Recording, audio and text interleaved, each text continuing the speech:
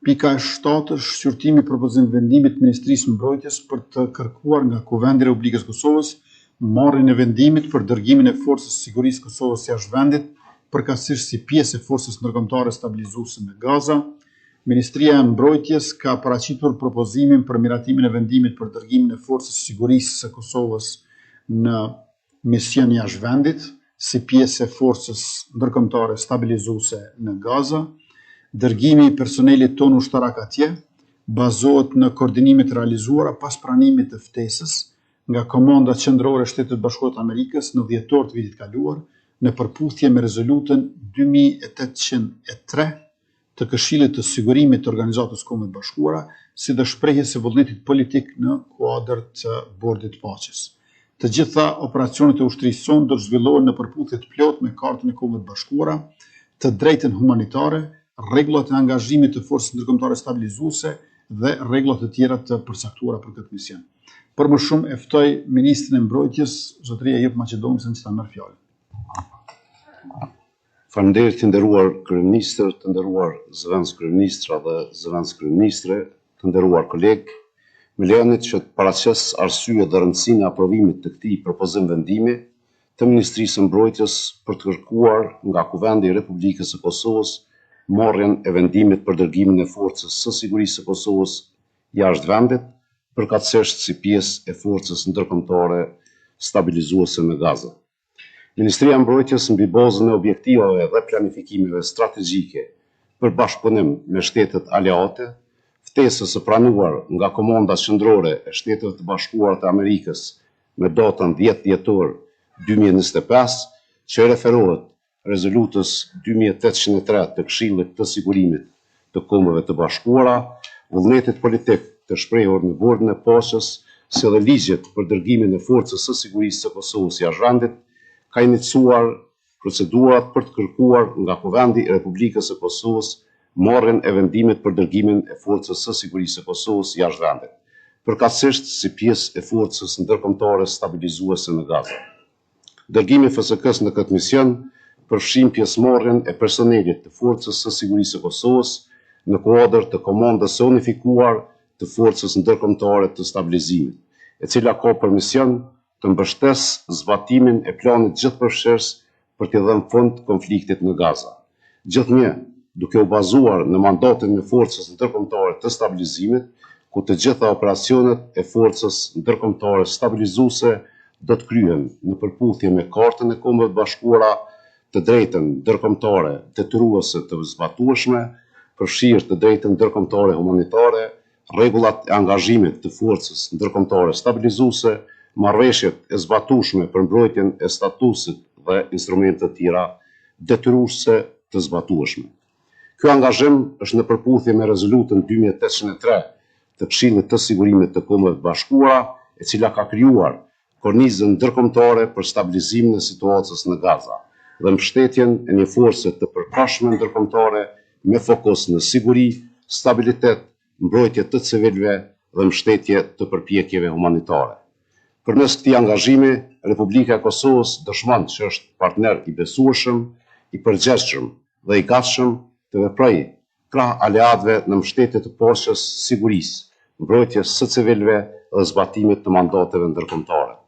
Ky vendim forcon edhe më tej profilin ndërkombëtar të shtetit tonë, afirmon profesionalizmin e Forcës së Sigurisë së Kosovës dhe e vendos Republikën tonë në radhën e shteteve që jo vetëm përfitojnë nga siguria ndërkombëtare, por dhe që kontribuojnë aktivisht në ruajtjen e paqes dhe rendit ndërkombëtar. Andaj, duke pas parasysh rëndësinë e këtij vendimi, ju rekomandoj të aprovohet ky vendim. Ju falenderoj për vëmendje. Faleminderit Ministri Maqedonisi. Do fjalën e kush për diskutim? Kush është për? Faleminderit. Kundër nuk ka, abstenim nuk ka, konstatojmë që miratohet. Pika 8 është shqyrtimi i draft raportit vlerësimit të përshtatshmërisë së sistemit financimit komunave për vitin 2025. Ky draft raport paraqet një vlerësim të thelluar të sistemit financimit komunal për vitin 2025, duke analizuar në sa i përgjigjet nevojave reale të komunave dhe standardeve ligjore në fuqi. I njëjti evidenton qartë si funksionon aktualisht ndarja e mjeteve.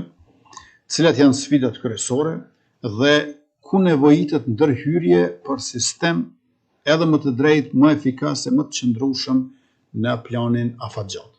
Raporti tregon se si shpërndahen mbi 788 milion euro për nivelin lokal, përfshir grantet qeveritare dhe të hyrat vetanake, dhe synon të siguroj që këto mjete të përdoren më mirë, në mënyrë më drejtë dhe me më shumë ndikim në jetën e përditshme të qytetarëve.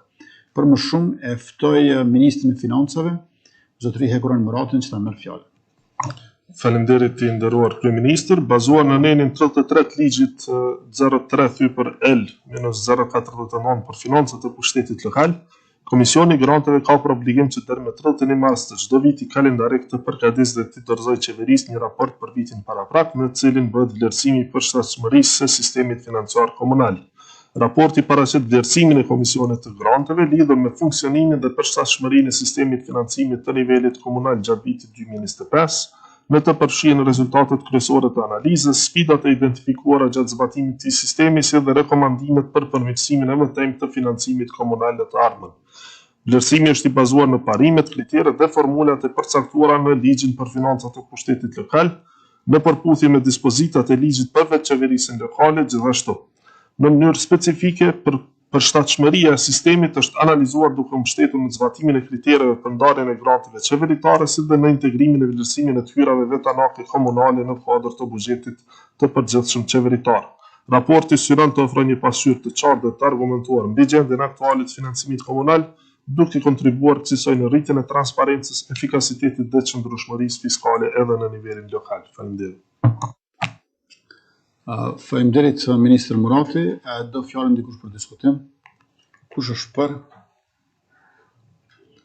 Faleminderit, kundër nuk ka, abstenim nuk ka, konstatojmë që miratohet. Pika e 9 është shqyrtimi propozim vendimit përfundimtar për shpronësim për interes publik të pronave të paluajtshme të së prekën nga realizimi i projektit zgjerimi i rrugës nacionale N25, segmenti QMI Lipjan.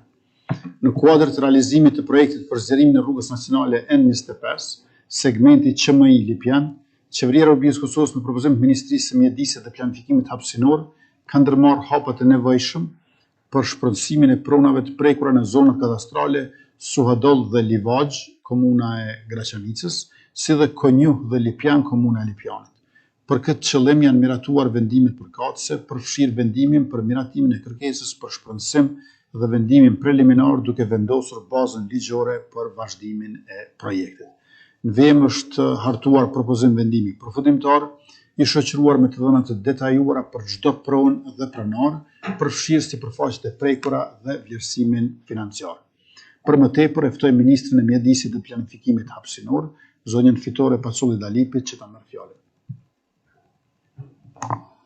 Faleminderit kryeministër, me këtë vendim përfundimtar pra për shpronësim, ne kërkojmë që Qeveria e Republikës së Kosovës të nxjerrë vendim, pra vendimin përfundimtar për shpronësimin për interes publik të pronave të paluajtshme të pronarëve dhe zotëruesve të interesit, cilat preken nga realizimi i projektit, pra zgjerimi i rrugës nacionale N25, segmenti QMI Lipjan, zona kadastrale Suhadoll Livaxh, komuna e Graçanicës dhe zonat kadastrale Konjuh dhe Lipjan, komuna e Lipjanit. Pra kjo janë sipas tabelave që i keni të bashkangjitura në vendim. Është shumë e rëndësishme që kjo të procedohet tutje, prandaj kërkojmë mbështetjen tuaj. Faleminderit.